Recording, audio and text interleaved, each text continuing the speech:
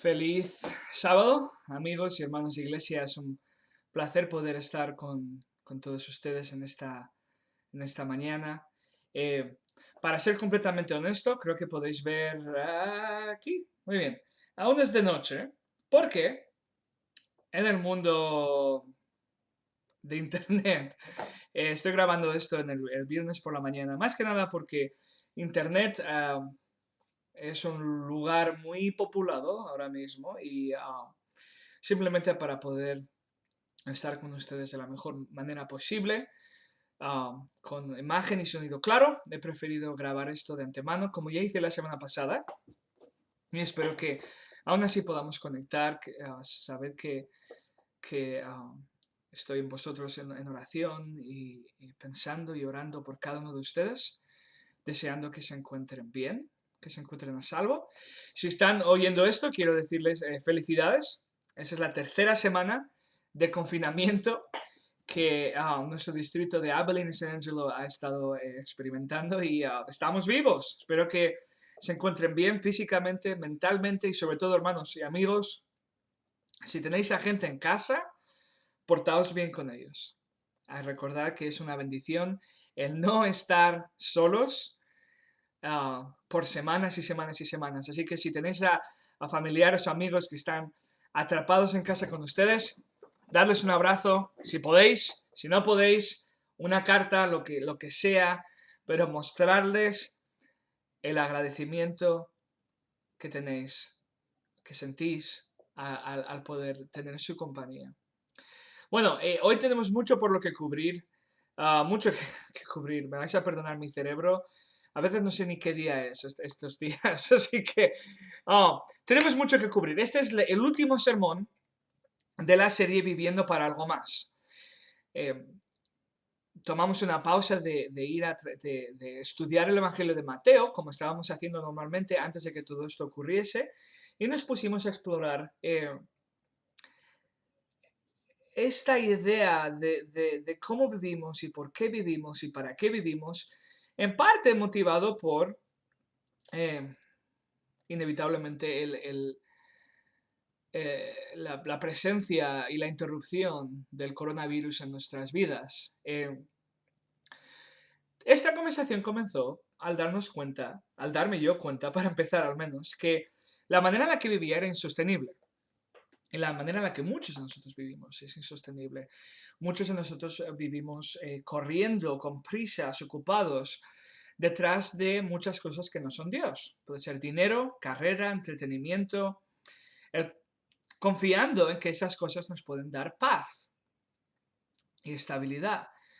Y por lo tanto entregando toda nuestra confianza y nuestra esperanza en las manos del dinero, carrera, bienestar, lo que sea, para al final darnos cuenta tarde o temprano de que estamos con las manos vacías. ¿Por qué?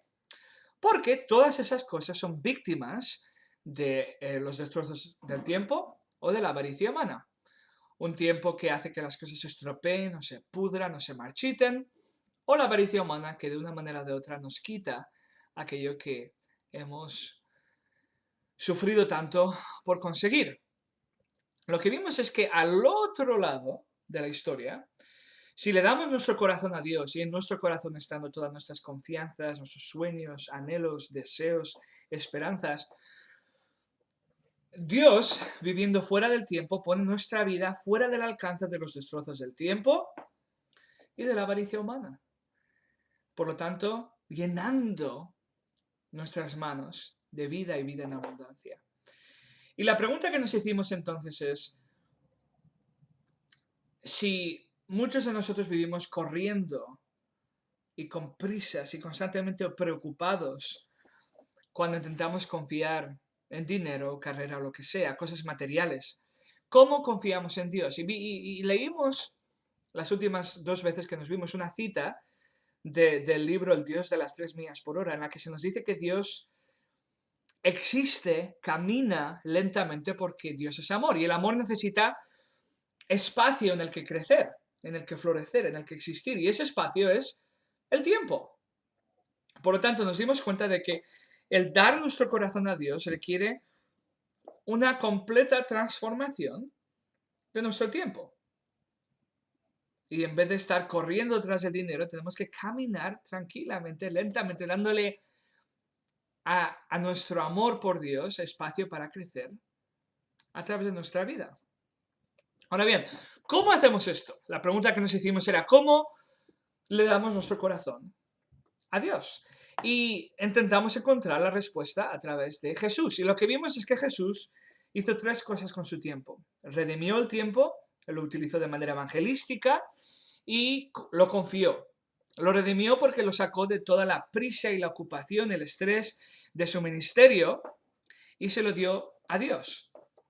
No solo pasaba el tiempo con Dios porque era un tiempo en el que podía recibir el Espíritu Santo y sentirse útil y preparado para un nuevo día de trabajo, sino también porque Jesús comprendía que el pasar tiempo de intimidad con un Dios bueno, un Dios de amor, era la única manera en la que vivir de verdad. Y desde ese tiempo redimido, Jesús utilizó su tiempo de manera evangelística, anunciando las buenas nuevas de un reino de los cielos, con un rey que podía ser amado y confiado y celebrado y querido, que quería la humanidad y que no solo quería lo mejor para la humanidad, sino que iba a conseguir esa cosa que deseaba para la humanidad. Por lo tanto, un Dios digno de confianza, un Dios dando vida y vida en abundancia. ¿Os acordáis? Vimos la historia de la mujer samaritana y cómo Jesús le promete agua que al beberla no tendrá sed jamás. Qué bonitas, preciosas promesas.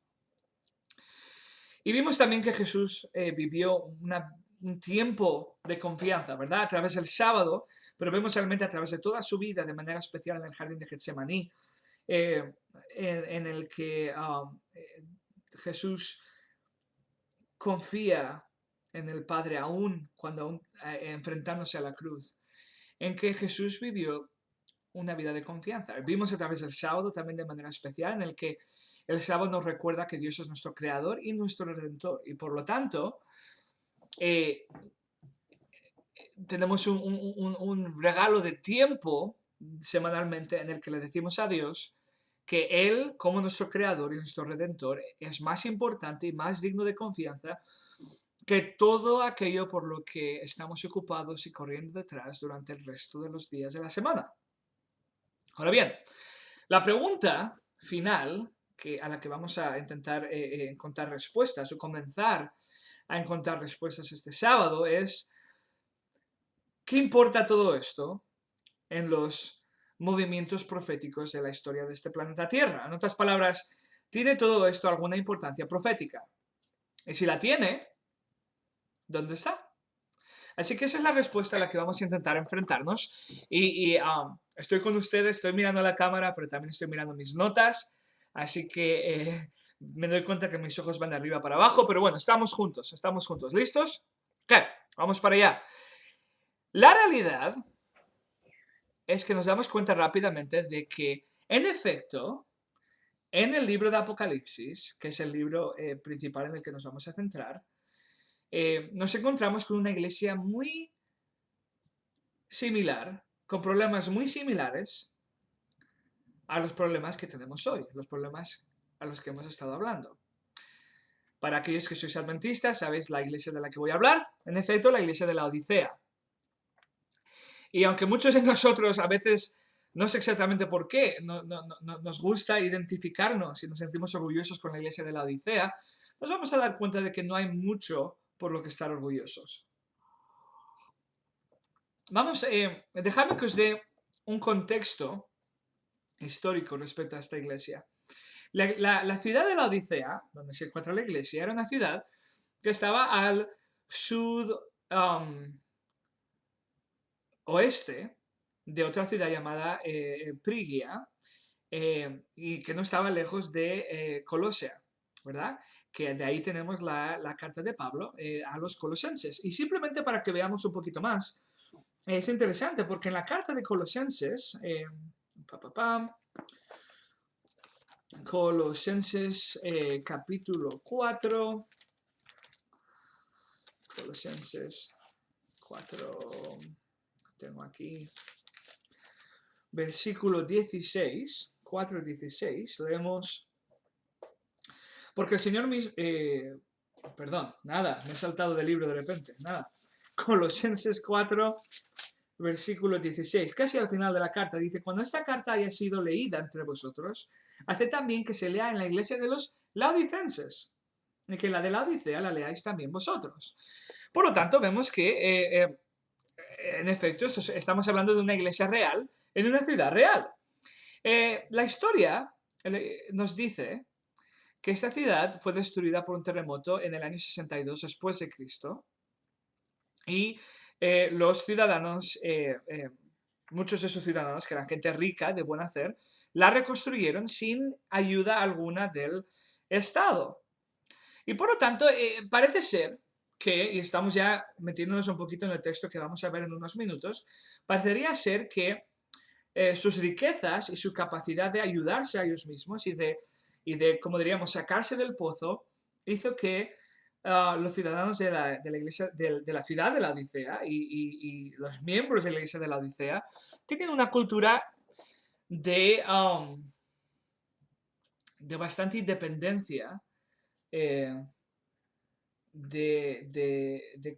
mucha confianza en sí mismos, lo cual les llevó a un estilo de vida tibio. Y esto me recuerda mucho al hombre rico, cuya historia exploramos en nuestro primer sermón. El hombre rico que pone toda su confianza en construir graneros más grandes y mejores, con más capacidad, donde poner todos sus bienes materiales, hasta que la muerte le sorprende de repente. De la misma manera, la iglesia de la Odisea parece poner toda su confianza y toda su paz en las manos de sus capacidades de reconstruir su ciudad, de ser hombres y mujeres de negocios y conseguir sacar las cosas adelante, con éxito. Lo cual está bien. El hecho de tener victorias temporales en nuestro día a día es una buena cosa. El problema es cuando no nos damos cuenta de cuán temporales son esas victorias y comenzamos a creer que si seguimos haciendo lo mismo y tan bien como hemos sido capaces de hacerlo, no necesitamos nada ni nadie más. Y esto, poco a poco, guía, conduce a la iglesia de la Odisea a rechazar a Dios. Quizás no en la manera más extrema en la que nosotros nos habituamos a rechazar a Dios, bueno, en la que nosotros nos habituamos a pensar en qué significa rechazar a Dios, sino un rechazo a Dios que le convierte en un objeto más en la foto de nuestras vidas, en una herramienta para confirmar lo bien que nos sentimos de nosotros mismos, los fuertes y capaces y bendecidos que somos, pero que al mismo tiempo relega a Dios a no ser más que un objeto, que lo hace ineficaz, simplemente sirviendo a nuestro amor propio, nuestro ego, en nuestra experiencia, nuestros deseos, casi convirtiéndolo en una especie de hada madrina. Ahora bien, ¿por qué le damos a todo esto un significado profético? Id al libro de Apocalipsis, en vuestros teléfonos, en el ordenador, o si tenéis Biblias, pues en vuestras Biblias. El libro de Apocalipsis,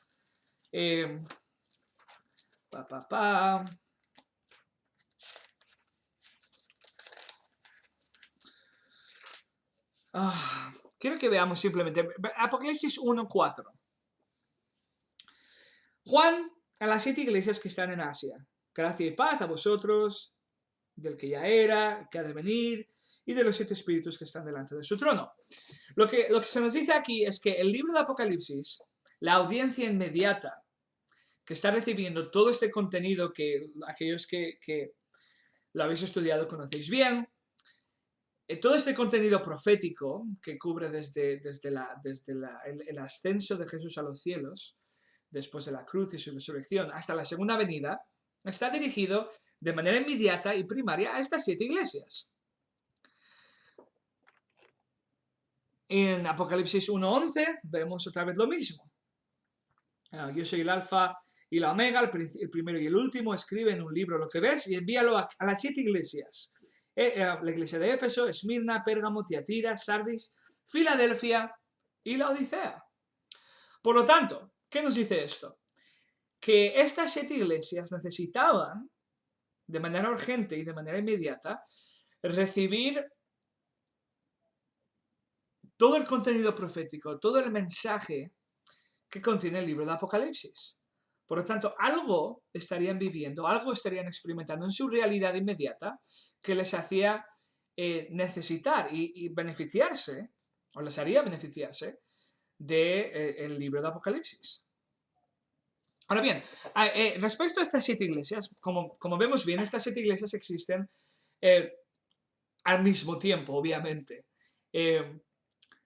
Pero de manera retroactiva, podemos también pensar que estas 7 iglesias son un símbolo profético del caminar y del desarrollo de la iglesia a través de la historia. Por lo tanto, situando la iglesia de la Odisea como la última iglesia en los últimos días, antes de que Jesús vuelva. Esto no significa que la iglesia de la Odisea sea literalmente exactamente eso, pero se convierte en ese símbolo del estado de la iglesia de manera general y también de nuestro caminar individualmente como cristianos.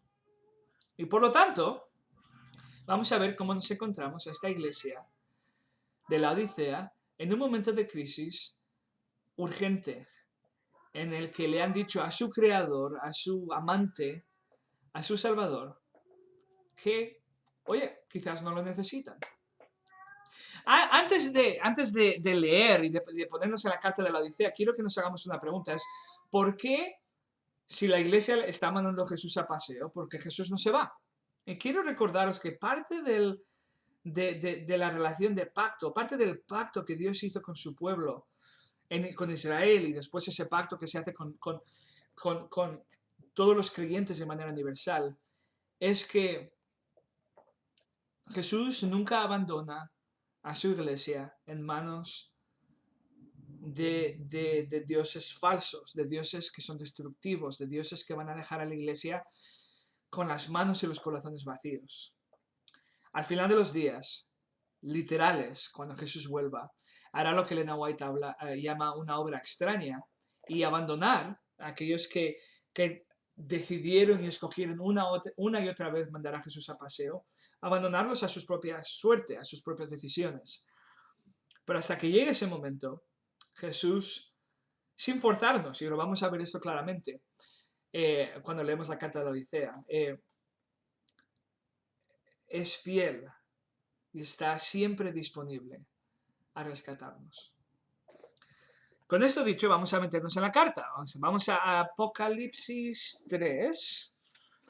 Apocalipsis 3, a partir del versículo 14.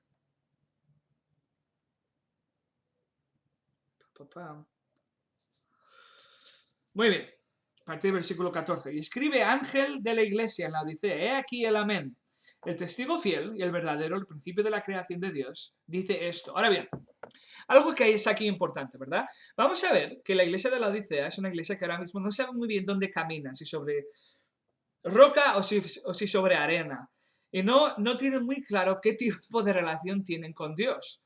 O qué tipo de relación deberían. Un momentito. Deberían de tener con Dios. Y es interesante ver que Jesús se introduce como el amén. Ahora bien, nosotros, cuando decimos amén, lo decimos al final de una oración y es una manera de decir que así sea. Pero la raíz hebrea de amén significa verdad. Por lo tanto, Jesús se introduce aquí como ¿quién? Como el que es verdad. No solo como el que dice la verdad, no solo como el testigo fiel que nos revela el corazón de nuestro Padre Celestial, sino que Él mismo es nuestro Padre Celestial. Él mismo es verdad. Esto es un poquito de un eco a Juan, ¿verdad? Al principio era la palabra estaba con Dios y la palabra era Dios. Por lo tanto, frente a una iglesia que está en aguas, que se encuentra en aguas removidas, en aguas revueltas, Jesús se presenta como como la verdad que fue, que es y será. Esa verdad inamovible, esa verdad digna de confiar, digna de confianza. Dice, versículo 15, yo conozco tus obras, que ni eres frío ni caliente. Ojalá fueses frío o caliente. Aquí hay mucho que decir. Quiero que vayamos rápidamente, saltad conmigo a Romanos 12, carta de Pablo aquí, Romanos 12.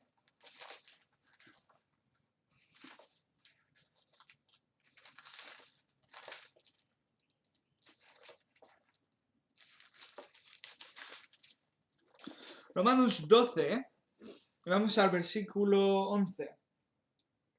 Pablo dice aquí, en lo que requiere diligencia, no perezosos, fervientes en espíritu, sirviendo al Señor. Ahora bien, la palabra ferviente en hebreo tiene como significado de raíz hirviente. Ahora bien, por lo tanto, ¿cuál es el contraste que Juan está haciendo aquí? Entre ferviente o hirviente y frío, y lo opuesto de ferviente, de hirviente, ¿verdad? De agua hirviendo, no es frío, sino hielo, ¿verdad? Algo que nunca se ha calentado, quizás.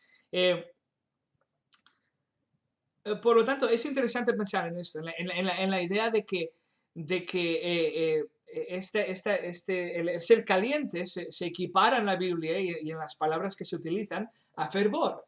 Y por lo tanto, que el ser frío se equipara con quizás estar congelado, ¿verdad?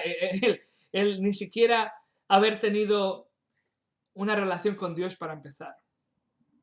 Ahora bien, cuando pensamos en la iglesia de la Odisea, obviamente la iglesia de la Odisea está fría, está en situaciones problemáticas, pero no está tan fría como lo que llamamos el mundo, aquellos que no van a la iglesia podrían estar. Por lo tanto, la iglesia de la Odisea está en un momento de transición. Estaban en el mundo y están poquito a poco caminando hacia Dios, lo cual está bien, ¿verdad? El hecho de que la experiencia del cristiano es progresiva, de que la santificación del cristiano es progresiva, no es el problema. El problema es cuando en ese estado de tibieza, en ese estado transicional, de transición, la iglesia de la Odisea y nosotros consideramos que este es un buen lugar en el que dejar de caminar, en el que construir la tienda y pensar que todo está bien. Pensar de que no hay nada más que hacer. Y ese es un peligro fatal.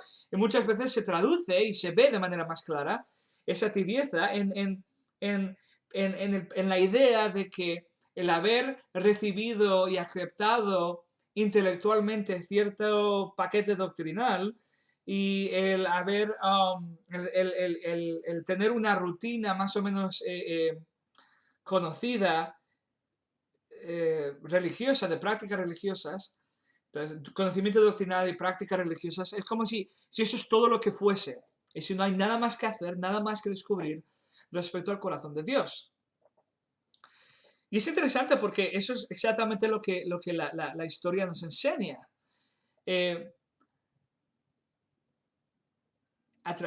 No solo a través de la historia, sino a través de la Biblia, que las mayores veces en las que la iglesia cristiana se vuelve tibia, sigue yendo a la iglesia, sigue orando, y esto lo vemos en Isaías 1 de manera muy clara, sigue teniendo un aspecto de religiosidad, pero ese aspecto de religiosidad no se traduce en frutos, y sobre todo en frutos que nos llevan a amar a los necesitados y a ser Jesuses, a ser embajadores de las buenas nuevas del Evangelio, en hechos y en palabras, aquellos que más necesitan recibir y experimentar esas noticias.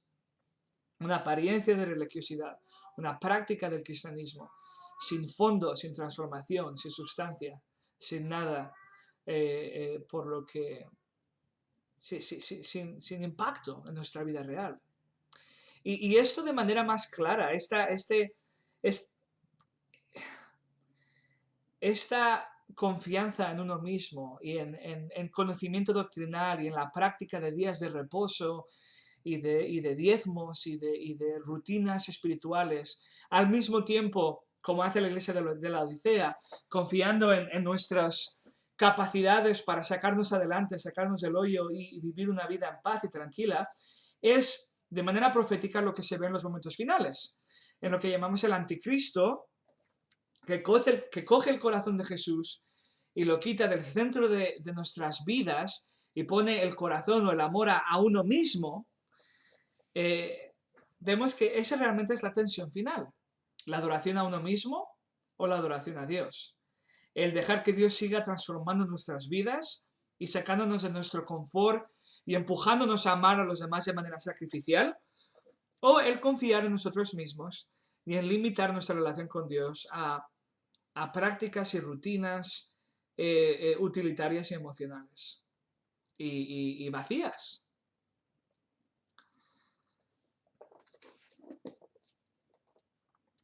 En el versículo 16 dice, pero cuando eres tibio, ni frío ni caliente, te vomitaré de mi boca.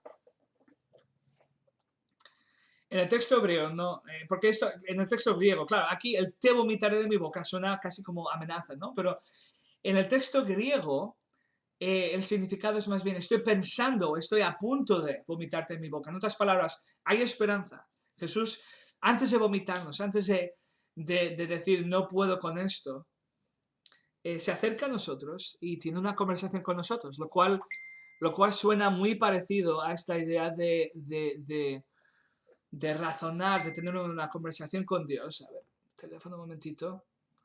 Que vemos en el primer capítulo de Isaías. Ahora bien, podríamos hablar, ¿verdad?, de que en esa época los doctores usaban el agua tibia para hacer vomitar a sus pacientes, o que también la iglesia de la ciudad de la Odisea era conocida por sus fuentes naturales, y que cuando el agua iba por estos canales abiertos hasta la ciudad se calentaba con el sol y llegaba tibia a la ciudad. La idea es, fijaos, a nadie le gusta una limonada tibia o helado que sea deshecho. El describir la relación de la iglesia con su creador tibia es describirla como vacía, como decepcionante, como estropeada, algo que no debería de ser, algo que es una pena realmente. Por lo tanto, versículo 17, sigamos, se dice, tú dices, yo soy rico, me he enriquecido, y de ninguna cosa tengo necesidad, y no sabes que eres un desventurado, miserable, pobre, ciego y desnudo. En el texto en griego, el significado es, tú te has enriquecido, te sientes rico, por lo tanto pone el énfasis en la capacidad que la iglesia de la Odisea sentía en cuidarse a sí mismo, en conseguir hacer las cosas por sí mismo, en sacarse de los hoyos de los problemas, en ayudarse a sí mismo y en tener una experiencia de religiosidad que estaba centrada en lo que ellos daban y hacían y entregaban a Dios, esperando que Dios estaba completamente satisfecho con ello y no había nada más por lo que hacer. Es interesante porque esta idea que tiene la iglesia de la Odisea no es nueva. Si vais al final del Antiguo Testamento, en el libro de Oseas, aquí lo tengo.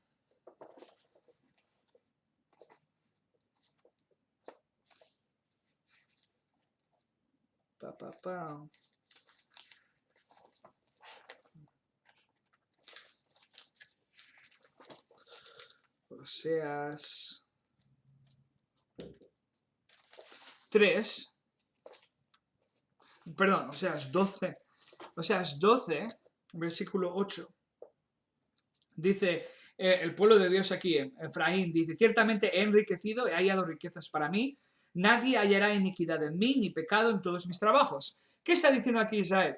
De manera más global. He conseguido cuidarme bien, he conseguido sacarme de muchos hoyos, he conseguido vivir una experiencia diaria y una experiencia religiosa en la que he conseguido amontonar grandes riquezas ¿Veis el énfasis? En he conseguido lo que yo he hecho y por lo tanto no habrá iniquidad en mí. ¿Qué está haciendo aquí Efraín? ¿Qué está haciendo Israel? ¿Qué está haciendo la iglesia de la Odisea? Poner toda su confianza en las manos de sí mismos, esperando que, o creyendo que en ellas, en su capacidad de enriquecerse espiritualmente, con bienes materiales en todos los aspectos de su vida, pueden estar delante de Dios sin mancha, sin nada por lo que preocuparse, sin nada que cambiar y sin nada que necesita ser abandonado o ser sacrificado. Y todo el resto de esos adjetivos realmente en este versículo 17 nos demuestran una realidad espiritual que realmente está en gran contraste con lo que ellos creen de sí mismos. Que son, ricos, bien vestidos, capaces, pero Jesús dice, oye, bien no estáis, en absoluto. Ahora bien, a pesar de esa descripción tan patética del estado de la iglesia de la Odisea, hay esperanza. El hecho de que se le diga en el versículo 18 que compren colirio para ungir sus ojos significa que no están completamente ciegos. De lo contrario, no habría colirio alguno que les devolvería la vista, sino que aún hay esperanza, aún hay remedio, aún no es demasiado tarde. Vamos a leer el versículo 18 por completo. Dice, por lo tanto, yo te aconsejo que de mí compres oro refinado en fuego para que seas rico y vestiduras blancas para vestirte y que no se descubra la vergüenza de tu desnudez y unge tus ojos con colirio para que veas. Aquí hay mucho que podemos decir, pero cuán maravilloso es el ver a un Jesús que se acerca a su pueblo casi chinchándolos un poco, ¿verdad? Estos hombres y mujeres de negocio que han reconstruido su ciudad, que se sienten ricos y tranquilos y sin necesidad de nada, Jesús se acerca casi como otro hombre de negocios y dice, oye, ustedes que miden todo por ganancia, por valor, tengo algo que ofreceros que es mucho más valioso que lo que vosotros podéis conseguir. Por lo tanto, hacedme caso, escuchadme. ¿Quién está hablando aquí? ¿Quién está hablando a la iglesia de la Odisea? Rápidamente, en Efesios 3:8. Efesios 3:8. Pablo describe a Jesús de la siguiente manera. 3:8. A mí, que soy menos que el más pequeño de todos los santos, me fue dada esta gracia de anunciar entre los gentiles el evangelio de las inescrutables riquezas de Cristo. Un Cristo de inescrutables riquezas, de abundantes, eternas, que nunca se acaban, riquezas, es el que se acerca a hacer negocio con la iglesia de la Odisea. Ahora bien, antes de seguir, hay algo aquí que quiero que clarifiquemos. Vamos a ir a Filipenses. Filipenses. Justo después de Efesios. Y quiero que comprendamos un poquito mejor qué significa esto de comprar. Porque muchos de nosotros podemos leer esto y pensar que esto tiene algo que ver con nuestros propios méritos.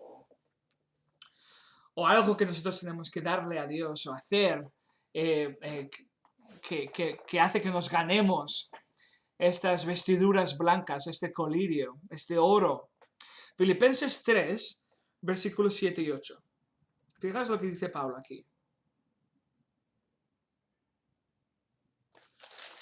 No sé por qué tengo el talento hoy en día de meterme en el libro equivocado. Filipenses 3, aquí ya está, versículos 7 y 8. Por cuantas cosas eran para mi ganancia, las he estimado como pérdida por amor de Cristo. Y ciertamente aún estimo todas las cosas como pérdida por la excelencia del conocimiento de Cristo Jesús, mi Señor, por amor del cual lo he perdido todo y lo tengo por basura para ganar a Cristo. Qué texto espectacular. Fijaos, ¿qué está diciendo aquí Pablo? Todo lo que me era ganancia me es ahora basura para conocer, para ganar a Cristo. Ahora bien, ¿qué era ganancia para Pablo? Si nos acordamos de su historia, ¿verdad? Poder, autoridad, religiosidad o práctica de una religión correcta, eh, conocimiento doctrinal, estudios, autoridad académica, todas esas cosas. ¿Qué son para Pablo ahora? Basura. ¿Por qué? ¿O para qué? Para conocer a Jesús, para relacionarse con Jesús, para confiar en Él de manera exclusiva. ¿Por qué? Porque las ganancias y Jesús no son compatibles. O Pablo confiaba en su autoridad, en sus conocimientos, en su poder, o en Jesús, pero no podía hacerlo en las dos cosas. Y por lo tanto, ¿cómo compara la iglesia de la Odisea todo este oro y estas ropas que Jesús ofrece? Sacrificando sus ganancias tal y como Pablo sacrificó las suyas. Confiando completamente y exclusivamente en el Padre Celestial, en vez de seguir confiando en sus ganancias materiales, en sus capacidades intelectuales o materiales o de lo que sea, en todo lo que no sea Dios. Ahora bien, ¿es esta dependencia exclusiva y completa en Jesús algo que vemos en el libro de Apocalipsis? Absolutamente. Apocalipsis 14, versículo 12. Uno de los textos más conocidos en este libro. Apocalipsis 14, versículo 12, dice lo siguiente. Aquí está, Juan describe el conflicto que va a haber entre los que tienen, en los que se entregan completamente a la adoración, el yo y la autoridad humana, y los que se entregan completamente a la adoración a Jesús y a la autoridad divina. Y en versículo 14-12 dice, aquí está la paciencia de los santos. ¿Y cuáles son los santos? Los que guardan los mandamientos de Dios y la fe de Jesús. En otras versiones dice los que tienen la fe en Jesús o la fe de Jesús. El texto griego nos describe a los santos como los que tienen la fe en Jesús y de Jesús. ¿Qué significa esto? Que no solo confiamos en Jesús y en sus méritos y en lo que Jesús ha hecho en la cruz, sino que también tenemos la fe de Jesús. ¿Qué tipo de fe tenía Jesús? La fe que le permitió decir, mientras sudaba gotas de sangre, intentando de alguna manera poder evitar la cruz, la fe que le permitió decir al Padre Celestial, pero no sea mi voluntad sino la tuya. ¿Por qué? ¿Cómo?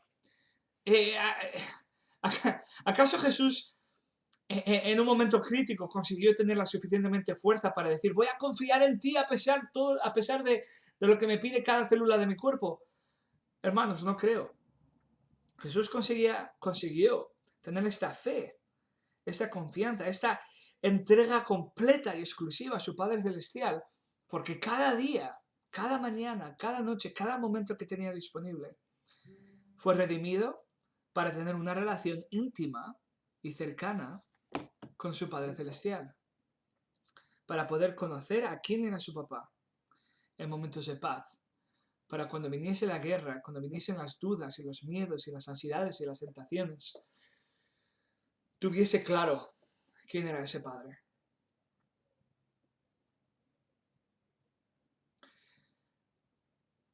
Y ese va a ser el gran conflicto final, ¿sabéis, hermanos? Muchos de nosotros, como adventistas, sobre todo, tenemos esta idea de que, ¿verdad? El gran conflicto es sábado o domingo. Vas a la iglesia el sábado, vas a la iglesia el domingo. Pero dejadme que os sugiera que esa es la superficie del conflicto. Lo que está en la profundidad de ese conflicto es la tentación que Satanás le hizo a Adán y Eva en el jardín del Edén. ¿En quién vas a confiar? En ti mismo, en tu autoridad, en la autoridad humana, en tu capacidad de cuidarte y de vivir, en tus sueños de ser tu propio Dios, o en tu creador, en un creador que no es un déspota, un tirano, un caprichoso que te ha creado para alimentar su propio ego, sino un creador que murió en la cruz para darte vida y vida en abundancia. Ahora bien, por lo tanto, entregamos todo nuestro ser, todo lo que somos al yo. ¿Y qué compramos? Vamos a volver a Apocalipsis 3. Y para no hacer esto demasiado largo, voy a sugeriros algunas cosas que podríamos comprender, o de algunas maneras en las que podríamos interpretar versículo 18. Oro refinado en fuego.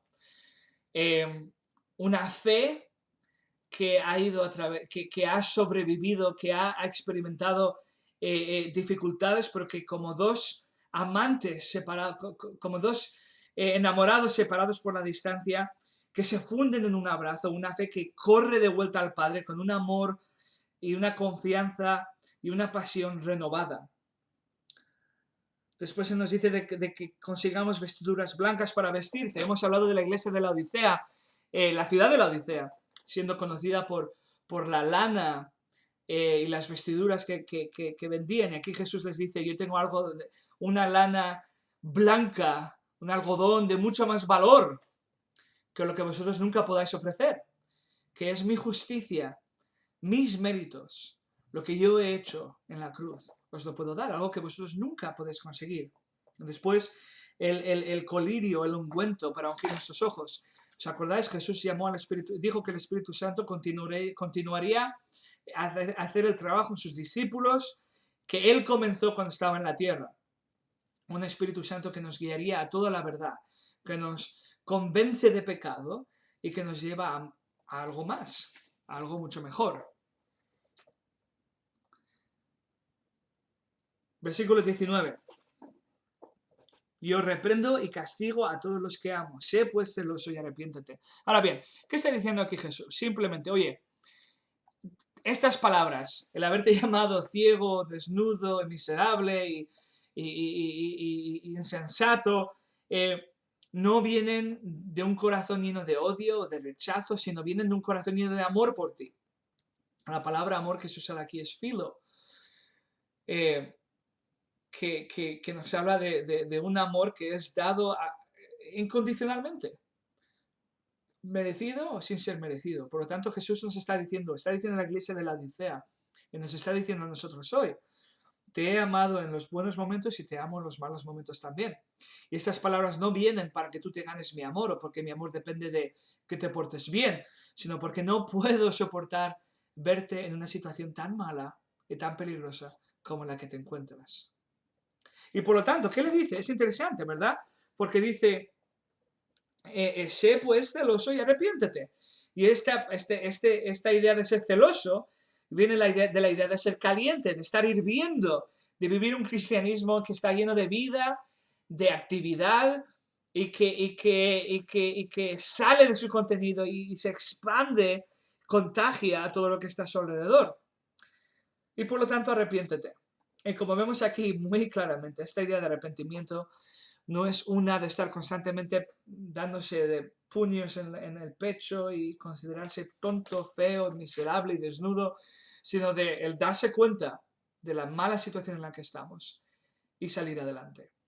Y el versículo 20, ¿cómo ocurre todo esto? ¿Cómo compramos este oro, estas vestimentas, este Espíritu Santo, esta justicia dada incondicionalmente en la cruz?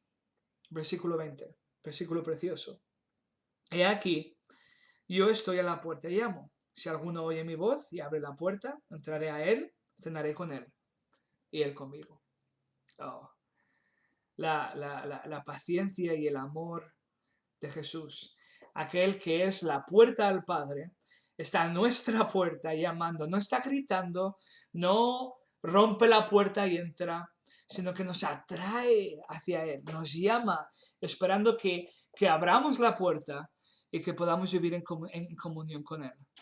Y ese es el problema, hermanos. El problema de la iglesia en los tiempos del fin, que ya estamos proféticamente hablando, si miramos el desarrollo de los movimientos proféticos, del trabajo profético que Jesús ha hecho a través de la historia, estamos viviendo en los momentos finales. Y en esos momentos finales, el problema mortal de cada cristiano es el haber cerrado la puerta a Jesús. A pesar de ir a la iglesia cada sábado, a pesar de vivir muchas rutinas espirituales con fidelidad, es el haber cerrado la puerta a Jesús y el haberle abierto la puerta a nuestro propio ego, nuestra confianza en nosotros mismos, el habernos endiosado y el confiar más en nuestras capacidades que en la capacidad de Jesús, lo cual es la vieja tentación que Satanás le hizo a Adán y Eva en el Edén. Y esa es la pregunta final que muchos de nosotros viviremos como seres humanos. ¿Le abrimos la puerta a Dios o la cerramos para siempre? Si la abrimos, Jesús nos dice que tendremos el mismo privilegio que tuvo Zaqueo, el comer juntos, el pasar tiempo juntos. El abrir nuestro corazón con todos nuestros sueños, esperanzas, con nuestras debilidades, con nuestros miedos, el abrirlo a Dios sabiendo que Él es un Dios de confianza, un Dios digno de confianza, un Dios de amor y un Dios que va a hacer por nosotros y con nosotros lo que nosotros no podemos hacer con nosotros mismos.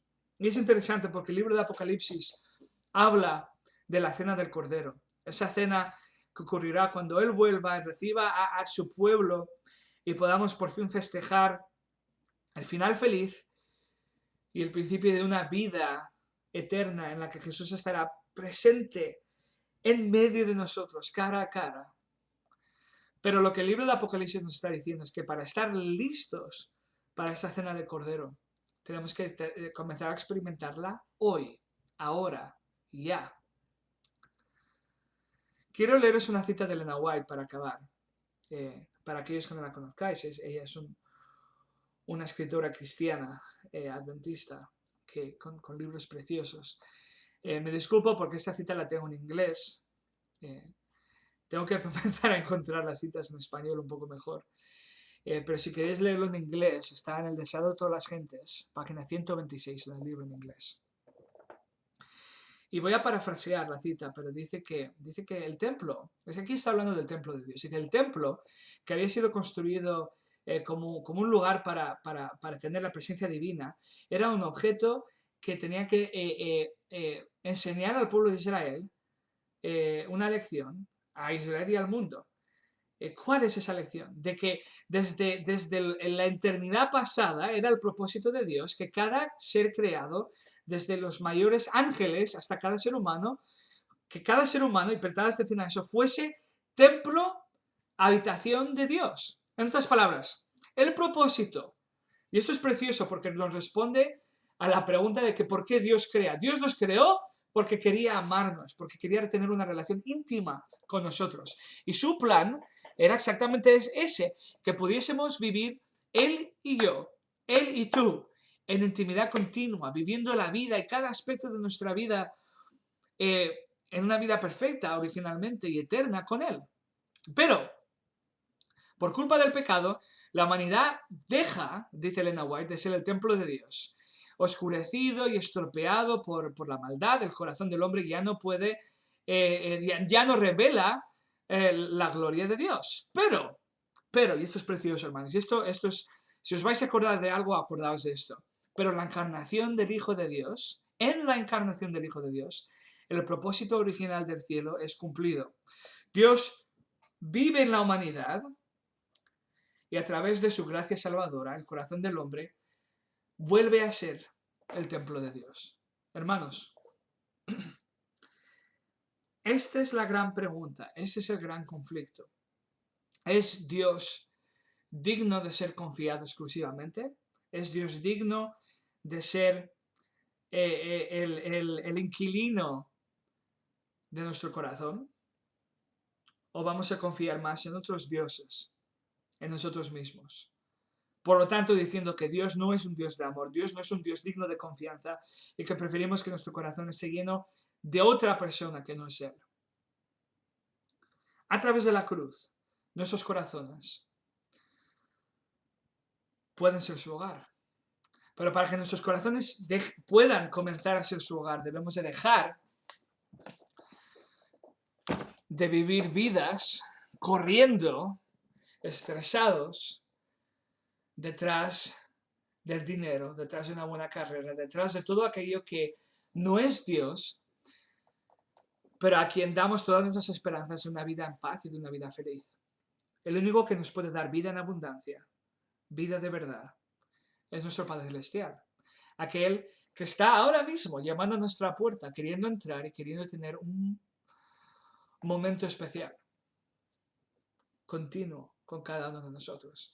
Así que mi desafío y mi deseo que en estos momentos de crisis a través del coronavirus y todo lo que pueda venir después, que recordemos que el propósito de Dios en su revelación de lo que va a ocurrir en los tiempos finales, en los jueves, viernes y sábados de la historia humana, no es principalmente que comprendamos qué va a pasar o cómo va a pasar exactamente, sino que le abramos la puerta al 100% y exclusivamente de nuestro corazón a un papá bueno, a un papá que nos ama, que lo demuestra a través de nuestro hermano mayor, Jesucristo, que vivió, murió y resucitó por ti y por mí. Y que nos puede dar algo que nada ni nadie nos puede quitar. Su amor y las consecuencias de su amor. Muy feliz sábado a todos ustedes. Nos vemos de nuevo aquí la semana que viene. Bendiciones.